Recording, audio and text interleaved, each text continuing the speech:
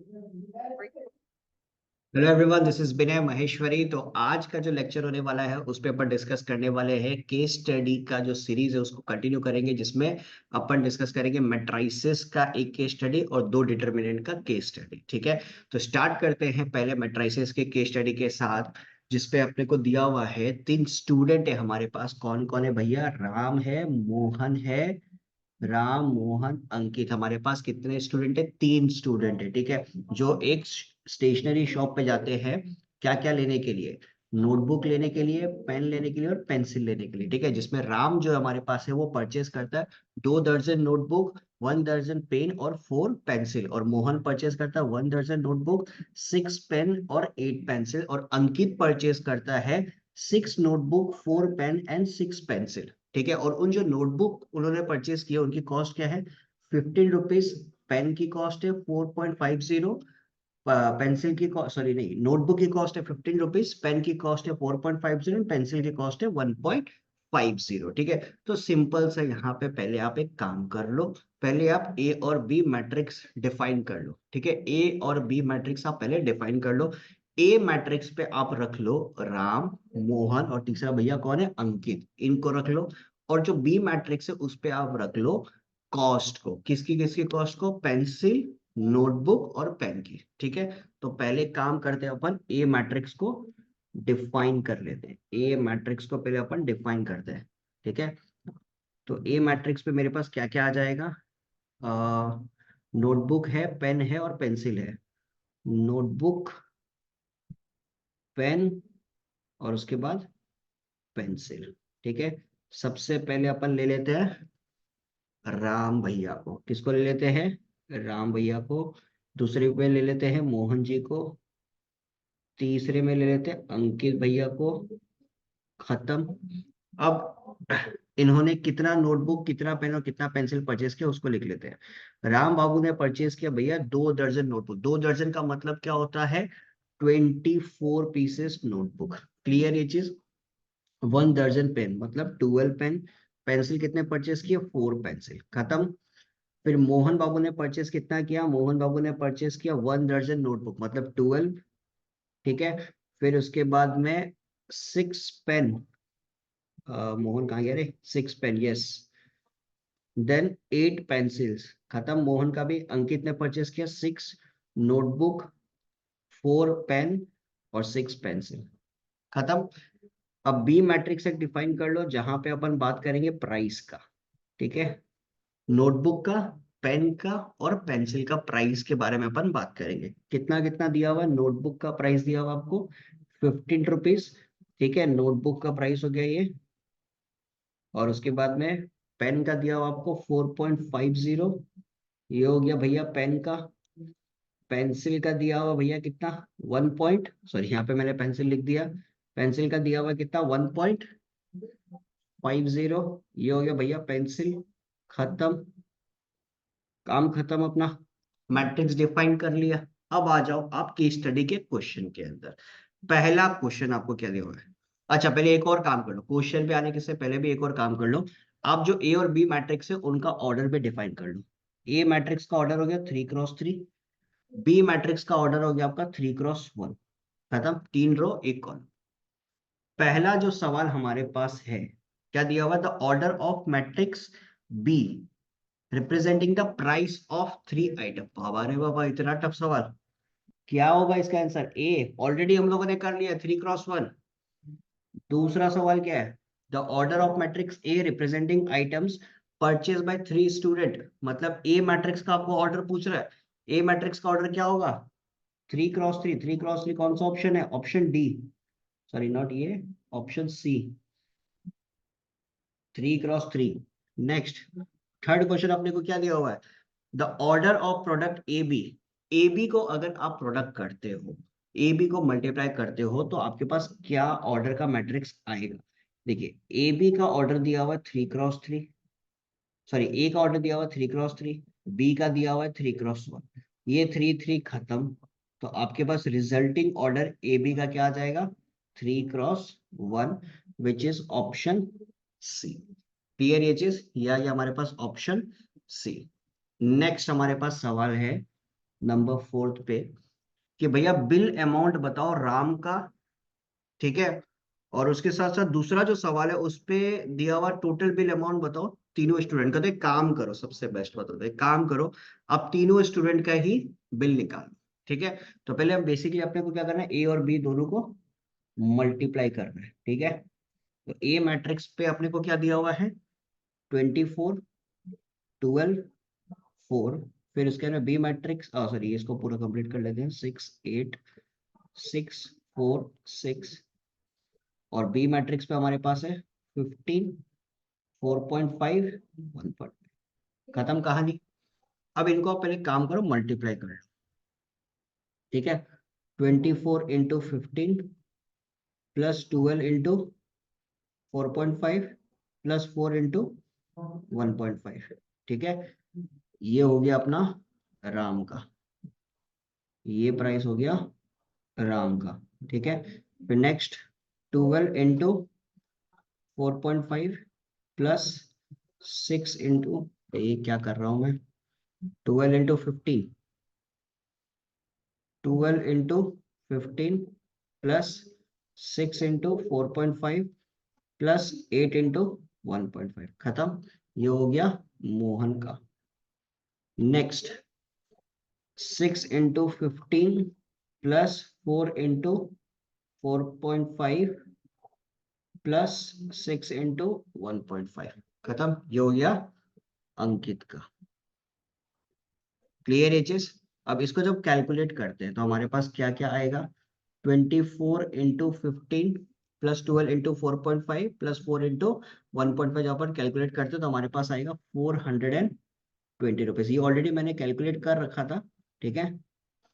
Next Mohan के लिए हमारे पास कितना आएगा, 12 × 15, 6 × 4.5, 8 × 1.5। तो ये हमारे पास आ जाएगा 200, नहीं सॉरी नॉट 200, यस 219, ठीक है। ये आ गया मोहन का। नेक्स्ट अंकित के लिए मेरे पास क्या जाएगा, 6 × 15, 90, और ये हो गया, ये आ जाएगा हमारे पास 117। ये बन गया आपका अंकित का अमाउंट। क्लियर ये चीज। तो अब देखिए फिर से सवाल पे आ जाइए, the bill amount of Ram, Ram का बिल अमाउंट कितना था, राम का बिल अमाउंट था 420, which is option B. Clear ये चीज, ठीक है। और the total bill amount of all the 3 students, ये तीनों को ऐड करना है, ठीक है। ये तीनों को अपने को ऐड करना है, तो ये मैंने नहीं किया, ये कर लेते हैं। 420, 219, 117। तो 9 और 7 कितना हो जाएगा, 16, 6, 1 कैरी, 2 1 3 4, 4 1 5, 4 2 6, 6 1 7। तो टोटल बिल अमाउंट हमारे पास आ रहा है 756। ये हो गया आपका 5th नंबर का क्वेश्चन। और 4th नंबर का 420 आ गया।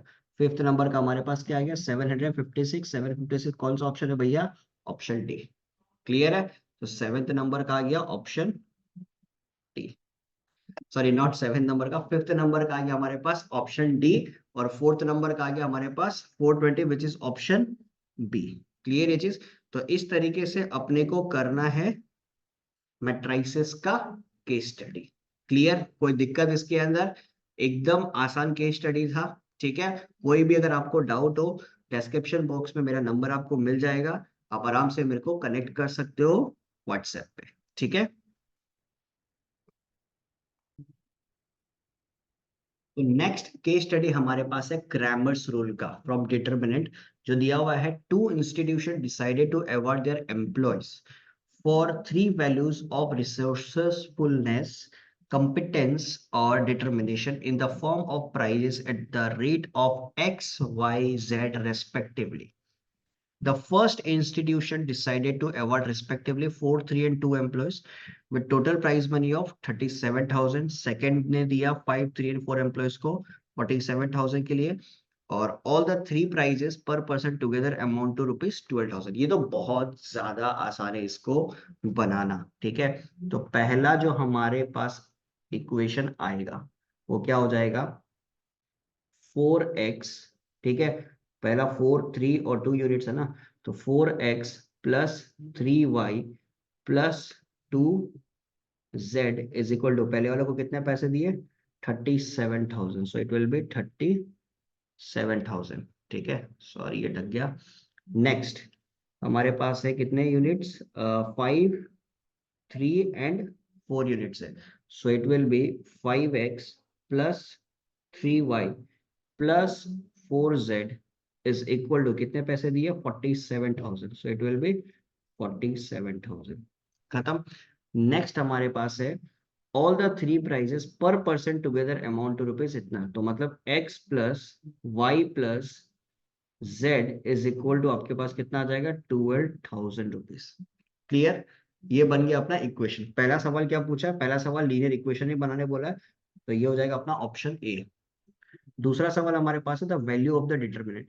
ये तो बहुत आसान सा सवाल दे दिया, वैल्यू ऑफ द डिटर्मिनेंट, तो क्या हो जाएगा 4, 3, 2, 5, 3, 4, 1, 1, 1, इसकी वैल्यू अपने को बतानी है। ठीक है, तो डिटरमिनेंट की वैल्यू बतानी है, तो एक्सपेंड करते हैं अलोंग फर्स्ट रो।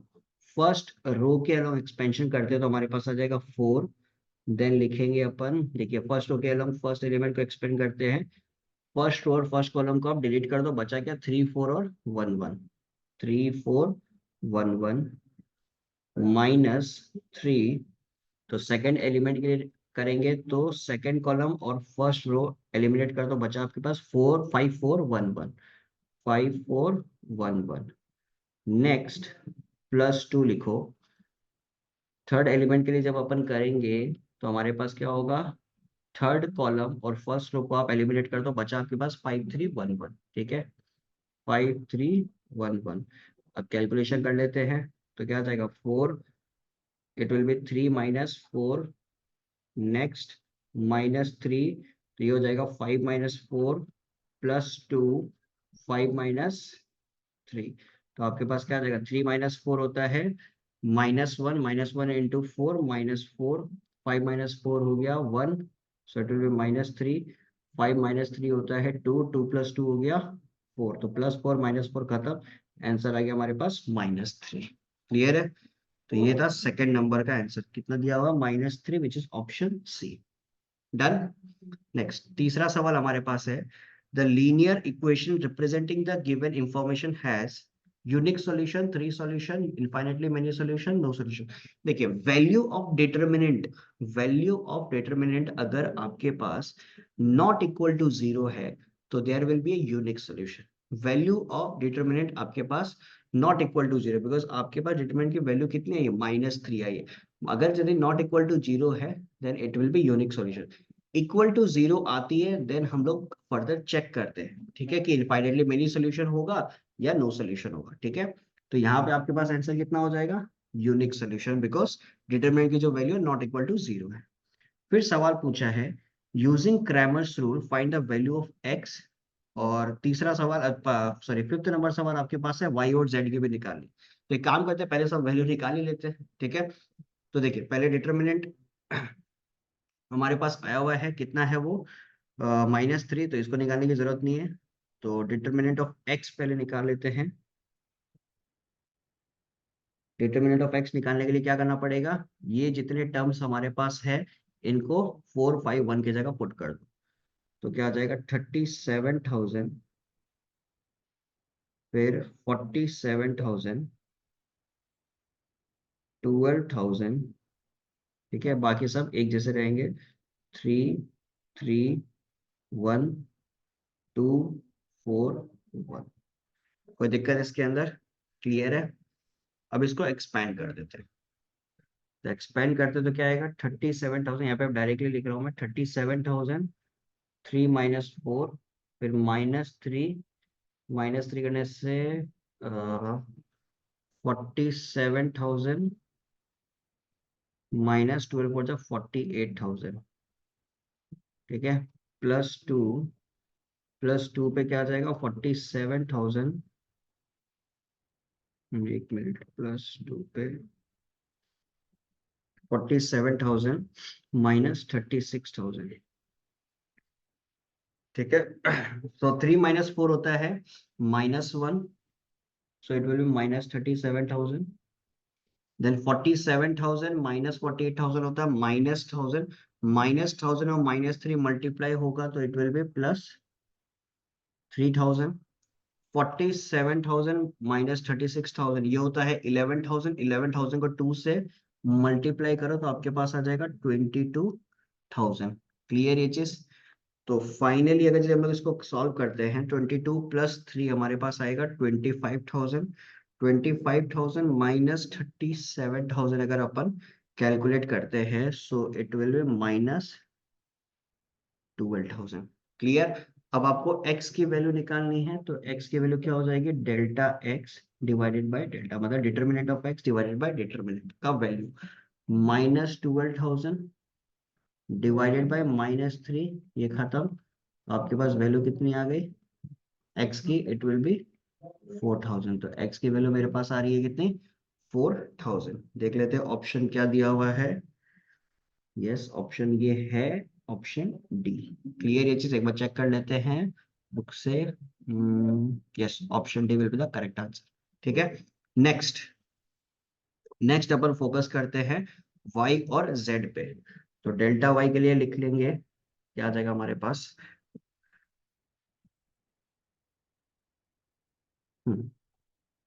डेल्टा y के लिए हमारे पास हो जाएगा 451 37,000, देन 47,000, देन 12,000, उसके बाद 241। क्लियर? जस्ट अ सेकंड, ये सही है क्या? यस। तो अब कैलकुलेट करते हैं इसको। 47,000 -48,000, ठीक है, फिर -37,000, तो इट विल बी 5 - 4, ठीक है, और +2, so it will be 12 5 just 60,000 -47,000। ठीक है, तो 47,000 -48,000 ये होता है -1,000। -1,000 4 से मल्टीप्लाई करोगे सो इट विल बी -4,000। कोई दिक्कत इसके अंदर? देन 5 - 4 होता है 1, सो ये हो जाएगा -37,000। ठीक है, देन हमारे पास आएगा 60,000 -47,000। 60 - 47, इट विल बी 13। 13 इंटू 2, 26,000। ठीक है, तो 26,000 -4,000 ये होता है 22,000। 22,000 -37,000 ये हो जाएगा -15,000। क्लियर? तो हमारे पास y का जो वैल्यू आएगा, y का वैल्यू आएगा delta y divided by delta. तो हमारे पास आ जाएगा -15,000 डिवाइडेड बाय -3,000। तो आंसर आपके पास, सॉरी, -3,000 नहीं, -3, तो आंसर आपके पास आ जाएगा 5,000। क्लियर ये चीज? कोई दिक्कत इसमें? नेक्स्ट अपन फोकस करते हैं z पे। तो डेल्टा z निकालते हैं अपन। डेल्टा z निकालने के लिए वैल्यू क्या क्या होगा, 4, 5, 1, 3, 3, 1, 37,000, देन 47,000, ठीक है, उसके बाद 12,000। कोई दिक्कत इसमें? ये हो गया हमारे पास डेल्टा z के लिए। अब इसको कैलकुलेट कर लेते हैं। 4, 12 3 जा 36, so it will be 36,000 -47,000, फिर -3, 12 5 जा 60,000 -47,000 प्लस 37,000, 5 माइनस, ठीक है, खत्म कहानी। नेक्स्ट 36,000 -47,000, ये आपके पास कितना आ जाएगा, 36 -47, 11,000, 11 इंटू 4, 11 इंटू 4 44, तो -44,000 आपके पास आ गया। फिर 60,000 -47, ये हो जाएगा 13, 13 इंटू 3 39 खत्म। फिर इसके अंदर 5 माइनस 3 होता है 2, सो इट विल बी 74,000। कोई दिक्कत इसके अंदर? अब 74,000 माइनस 44,000 ये होता है 30,000। 30 माइनस 39 माइनस 9,000। तो आपके पास वैल्यू आ गया -9,000। यहां तक क्लियर है? कोई दिक्कत? सारी वैल्यूज निकाल लिया अपन ने। z अब अपन निकाल लेते हैं। Delta z divided by delta -9,000 divided by क्या हो जाएगा? -3, सो इट विल बी 3,000। आपके पास z की वैल्यू आ गई 3,000। तो y आ रहा 5,000, z आ रहा आपके पास 3,000। कौन सा ऑप्शन सही रहेगा इसमें? चेक कर लेते हैं। 5,000 and 3,000, option B will be the correct answer. Book में एक बार चेक कर लेते हैं। Yes, okay. तो ये कहानी था अपना डिटर्मिनेंट का पहला जो केस स्टडी है, जो क्रैमर्स रूल के ऊपर है उसका। बहुत ही आसान से सवाल थे। आई होप आप सबको क्लियर रहा होगा, कहीं पे भी कोई इशू नहीं है। इशू होने से आप आराम से बात कर सकते हो, कोई दिक्कत नहीं है। अब मूव करते हैं नेक्स्ट केस स्टडी पे।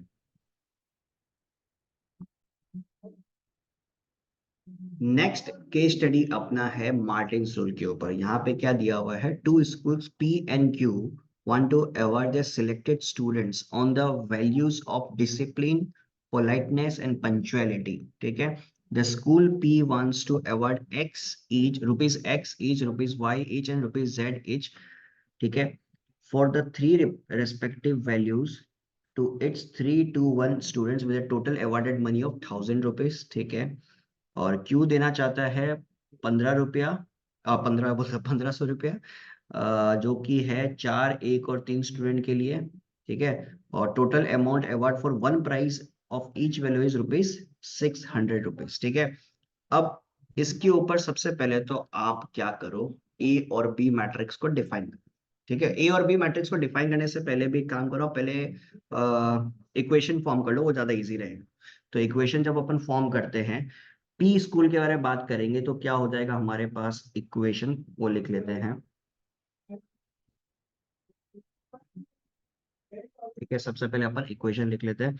It will be 3x plus 2y plus z equal to 1,000 rupees. ठीक है? 1,000 रुपया डिस्ट्रीब्यूट कर रहा है। क्यू स्कूल का अगर बात करेगा तो 1,500 रुपया डिस्ट्रीब्यूट करा, तो 1,500 रुपया पहले लिख लिया। फिर इसके अंदर में 413 मतलब 4x plus y plus 3z। Clear ये चीज? कोई दिक्कत इसके अंदर? नेक्स्ट हमारे पास है the total amount award for one prize of each value is rupees 600। तो हर एक बच्चा का प्राइज मनी का बात करेगा तो कितना हो जाएगा? x plus y plus z is equal to 600। खत्म कहानी ये है। ठीक है? अब इससे ए मैट्रिक्स, बी मैट्रिक्स और एक्स मैट्रिक्स इसको डिफाइन कर लो। ए मैट्रिक्स हमारे पास क्या आ जाएगा? 3 2 1 4 1 3 1 1 1 बन गया ए मैट्रिक्स। ठीक है? बी मैट्रिक्स का बात करेगा तो ये क्या बनेगा? 1,000 1,500 देन 600। ठीक है? एक्स मैट्रिक्स का बात करेगा तो ये क्या बनेगा? X Y Z.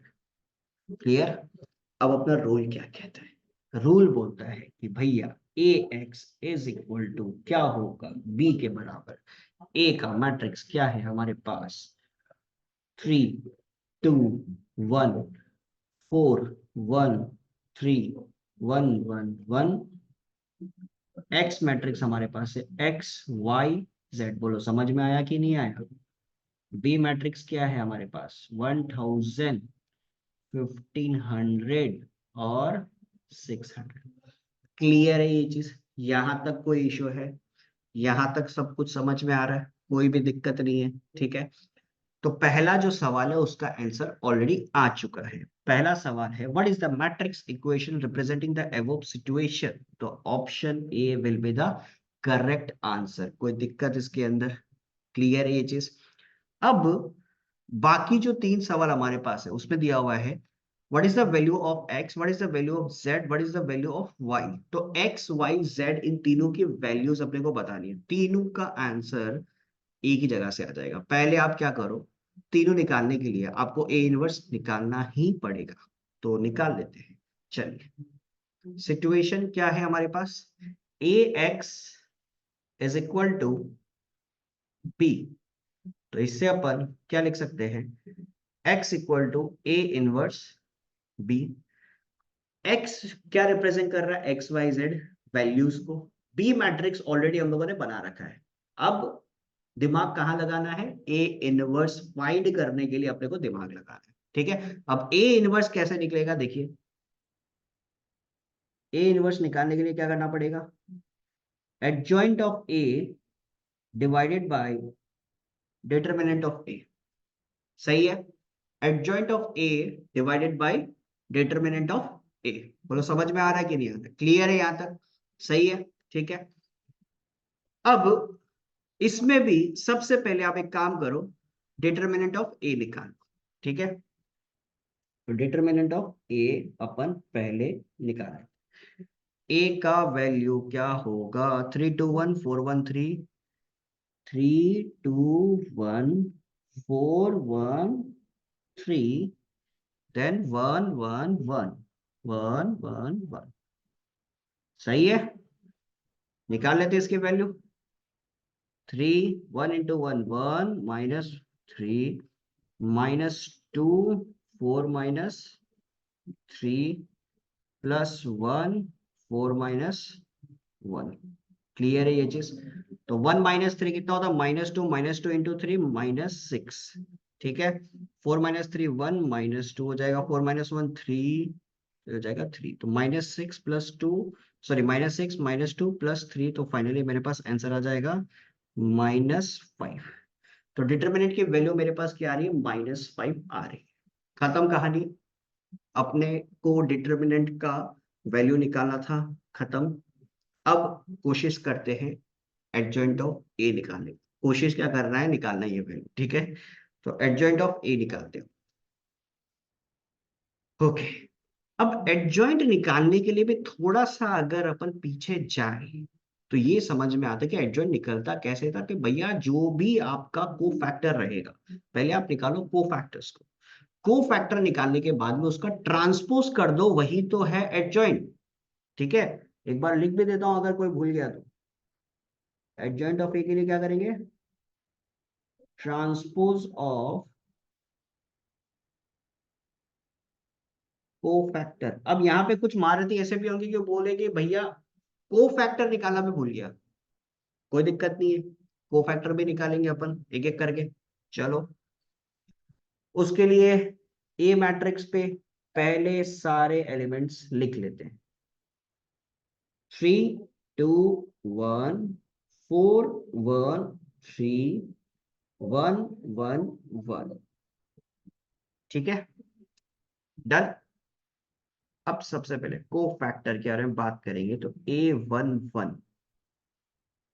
A11 इस वैल्यू को कैलकुलेट करते हैं। A11 को कैसे कैलकुलेट करेंगे, देखिए ये जो हमारे पास एलिमेंट है इसका पहले माइनर्स निकालो। इसका माइनर कैसे निकालोगे भैया, इसके रेस्पेक्टिव में जो रो और कॉलम है उनको डिलीट कर दो पहले। तो बचा क्या आपके पास, 1311।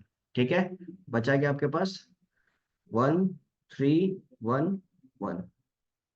ठीक है, तो इसका वैल्यू कितना हो जाएगा, 1 × 1 1 -3 विच इज इक्वल टू -2। ठीक है, यह आ गया। अब इस पे आप मल्टीप्लाई कर दो -1 टू द पावर, हालांकि नहीं भी करोगे तो चलेगा, इसको छोड़ दो। ठीक है, जहां नेगेटिव साइन का यूज होगा मैं बता दूंगा। ठीक है, अब इस जगह पे मेरे पास क्या आ रहा है, -2 आ रहा है। ठीक है, अब जो -2 और -2 का -2 ही रहेगा, क्यों, A11 का मतलब क्या हो गया कि अगर आप इन दोनों वैल्यूज को एड अप करते हो, 1 + 1 क्या हो रहा है, 2। अगर ये वैल्यूज को ऐड करने पे इवन नंबर आ रहा है तो अपन साइन चेंज नहीं करेंगे, जो भी अपना रेस्पेक्टिव वैल्यू आया उसका। रेस्पेक्टिव वैल्यू क्या आया, -2, इसका साइन चेंज नहीं करेंगे। ठीक है।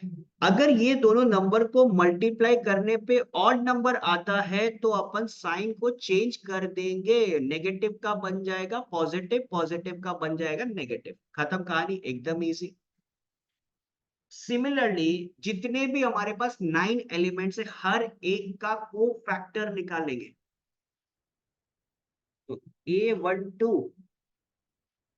A12 जब निकालने जाएंगे, ये खत्म कर दो आप, बचा क्या आपके पास 4311, 4311, तो क्या आ जाएगा 4 - 3 1। क्लियर है? बोलो कोई दिक्कत इसके अंदर? अब इसमें एक बात बताओ कि पॉजिटिव होगा ना नेगेटिव होगा? पॉजिटिव होगा ना नेगेटिव होगा? मैंने क्या बोला अभी कि भैया ये दो जो नंबर है, इन नंबर को अगर आप ऐड करते हो, ऐड करने पे अगर इवन नंबर आए तो साइन चेंज नहीं होगा, ऐड करने पे ऑड नंबर आ जाएगा तो साइन चेंज हो जाएगा। तो यहाँ पे मेरे पास ऑड नंबर आ रहा है, तो भैया साइन चेंज होगा ना, कर दिया। नेक्स्ट A13, A13 निकालते हैं। ये ले लो भैया, हमारे पास क्या आ रहा, 411, 4111, तो क्या आ जाएगा 4 - 1 विच इज इक्वल टू 3। अब अगेन ये दो नंबर को ऐड करो, ऐड करने पे क्या आ रहा है, इवन नंबर, साइन चेंज नहीं होगा, 3 का 3 ही रहेगा। क्लियर ये चीज, कोई दिक्कत यहाँ तक? चलो नेक्स्ट मूव करते हैं अपन A21 पे। A21 पे आप क्या लिखोगे? A21 पे आप क्या लिखोगे कि भैया ये वाला जो रो है और ये कॉलम, इसको हटा दो, बचा क्या मेरे पास 2111, 2 - 1 विच इज इक्वल टू 1। अब 2 और 1 ऐड करते हो, और नंबर आ रहा है, लगा दो नेगेटिव से, खत्म। A22 का बात करते हैं, ठीक है। A22 का बात करते हैं, तो A22 पे क्या आ जाएगा हमारे पास? अब मैं डायरेक्ट लिखता हूँ 3111, 3111, चेक कर लो। यस 3111, हमारे पास आ जाएगा 3 - 1 विच इज इक्वल टू 2। यहाँ पे साइन चेंज होगा क्या? यहाँ पे साइन चेंज नहीं होगा। नेक्स्ट 23, 23 पे आ जाओ, 23 पे आ जाओ, 23 पे क्या हो जाएगा?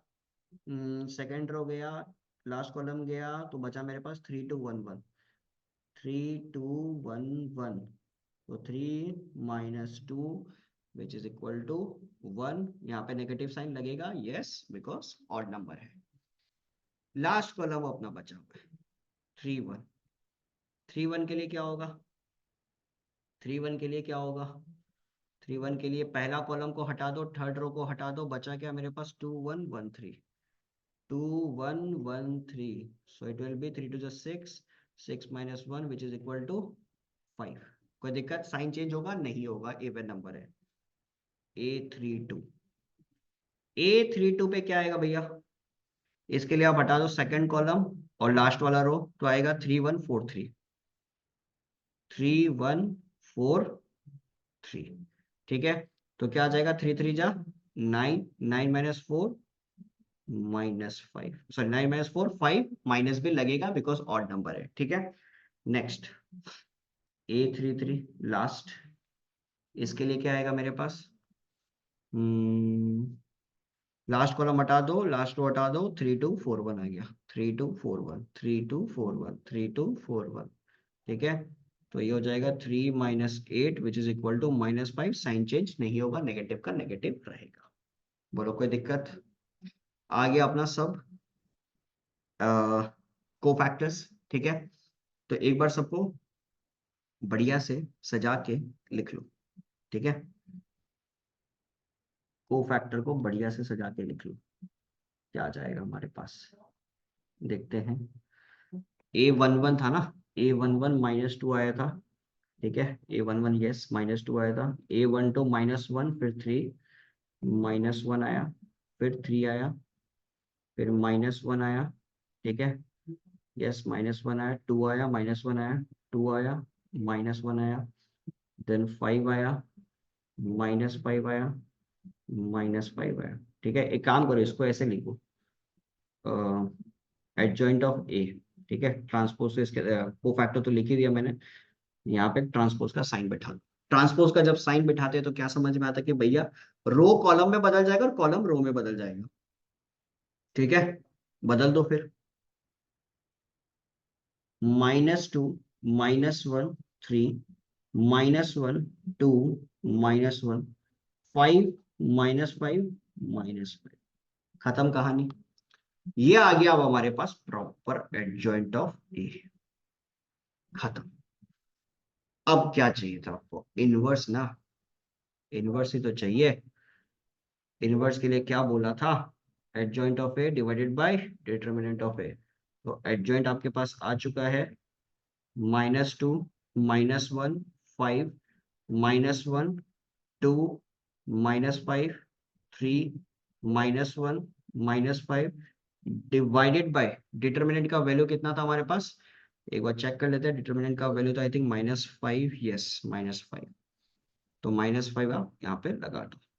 बोलो चलेगा यहाँ तक? कोई दिक्कत किसी को भी? ठीक है, चलिए। तो ये आ गया हमारे पास ए इनवर्स। अब कहानी यहाँ पे खत्म नहीं हुई है। ए इनवर्स को मल्टीप्लाई करना पड़ेगा बी मैट्रिक्स के साथ। ए इनवर्स को मल्टीप्लाई करना पड़ेगा आपको बी मैट्रिक्स के साथ। बी मैट्रिक्स पे 1000, 1500 और 600 याद रखना, 1000, 1500 और 600। चलो करते हैं। x is equal to A inverse B. ठीक है, ए इनवर्स, ये -1/5। काम करो, या तो एक काम करिए, नेगेटिव को पूरा अंदर डाल ही दो। ठीक है, नेगेटिव को आप अंदर डाल दो तो बाहर बचेगा 1/5। नेगेटिव को अंदर डाल दोगे तो क्या बचेगा? 2 हो जाएगा, 1 हो जाएगा, -5, फिर 1, -2, 5, -3, फिर उसके बाद 1 और हो जाएगा 5। बी मैट्रिक्स पे क्या था? 1000। ठीक है, 1500, फिर उसके बाद 600। खत्म। अब इनको आराम से मल्टीप्लाई कर लो, इसको आराम से मल्टीप्लाई कर लो। तो मल्टीप्लाई करने पे हमारे पास क्या आ जाएगा? 1000, 2000, 1500, फिर उसके अंदर ये आ जाएगा 500। ठीक है, फिर उसके अंदर में 1000, फिर 3000, -3000 प्लस 1000 -2000, और ये हो जाएगा 1000, 1000। ठीक है, नहीं समझ में आ रहा है क्या? चलो करता हूँ। किसी को अगर अभी भी नहीं समझ में आ रहा, कुछ कुछ महारथी लोग होते हैं, मतलब कमेंट पे फिर बोलेंगे भैया कैसे किया। 1000 × 2, ठीक है, +1 × 1500, ठीक है, +-5 × 1500। ठीक है, फिर उसके बाद में 1 × 1000, +-2 × 1500, +5 × 600। ठीक है, फिर उसके बाद -3 × 1000, +1 × 1500, +5 × 600। ठीक है, अब तो हो जाएगा 1/5। तो पहला केस में क्या आ जाएगा? 2000, 2500, ये आ जाएगा मेरे पास 500 रुपया। ठीक है, कोई दिक्कत इसके अंदर? एक बार फिर से चेक कर लेते हैं। 2 × 1000, 1 × 1500, माइनस ओ 600। ठीक है, ये आ गया मेरे पास 500। फिर दूसरा केस में 1000, फिर -3000, और ये 3000, 3000, 3000, -3000, खत्म, बचा 1000 रुपया। कोई दिक्कत? फिर -3000 +3000, खत्म, बचा मेरे पास 1500। अब इसको 5 से भी डिवाइड कर दो। इतना तो कर पाओगे? 5 से डिवाइड करोगे तो कितना आएगा? 100। फिर उसके बाद भैया कितना होता है? 1000 से 5 गया, कितना हो जाएगा हमारे पास? 200। 1500 से 5 गया भैया, कितना हो जाएगा? 300। तो ये आ गया XYZ। एक्स का वैल्यू 100 रुपया, वाई का वैल्यू 200 रुपया, जेड का वैल्यू आ गया हमारे पास 300। कोई दिक्कत? 100, 200, 300, 100, 200, 300, 100, 200, 300, कौन सा ऑप्शन करेक्ट है? कौन सा ऑप्शन करेक्ट है? 2 का 100, 3 का 200, ठीक है, और 4 का 300। 100, 200, 300, खत्म। लास्ट क्वेश्चन आपको क्या पूछ रहा है? What is A into adjoint of A? अब देखो, A into adjoint of A का अगर अपन बात करें, ठीक है, कुछ महारथी होंगे जो मल्टीप्लाई करने पे उतर जाएंगे, ठीक है, होंगे कुछ, बट अपन ऐसे नहीं है। अपने को क्या है ना, अपन तो स्मार्ट लोग हैं, अपने को प्रॉपर्टी पता है। ए इंटू एडजॉइंट ऑफ ए के लिए आप क्या कर सकते हो, ये प्रॉपर्टी का यूज कर सकते हो, ठीक है। Determinant of A into identity matrix. अब भैया डिटर्मिनेंट ऑफ ए मेरे को पता है क्या है, डिटर्मिनेंट ऑफ ए है मेरे पास -5। आइडेंटिटी क्या होता है ये भी मेरे को पता है, 1 0 0 0 1 0 0 0 1, ठीक है। -5 को मल्टीप्लाई कर दो, -5 0 0 0 -5 0 0 0 -5, खत्म। कौन सा ऑप्शन देखने में आपको खूबसूरत लग रहा है अभी यहाँ पे? Option C. अरे भैया एक ही बार में आ गया ये तो, देख रहे हो प्रॉपर्टी का कमाल, आ रहा बात समझ में? तो यहाँ पे हंसते खेलते हम लोगों ने कंप्लीट कर लिया 3 केस स्टडी। 3 केस स्टडी अपना कंप्लीट हो गया, मैट्राइसिस एंड डिटर्मिनेंट का, फ्रॉम योर एमएल अग्रवाल। तो हंसते खेलते मिलेंगे नेक्स्ट वीडियो में, जहां पे अपन डिस्कस करेंगे डिफरेंशिएशन और एओडी का case study. Tata bye bye.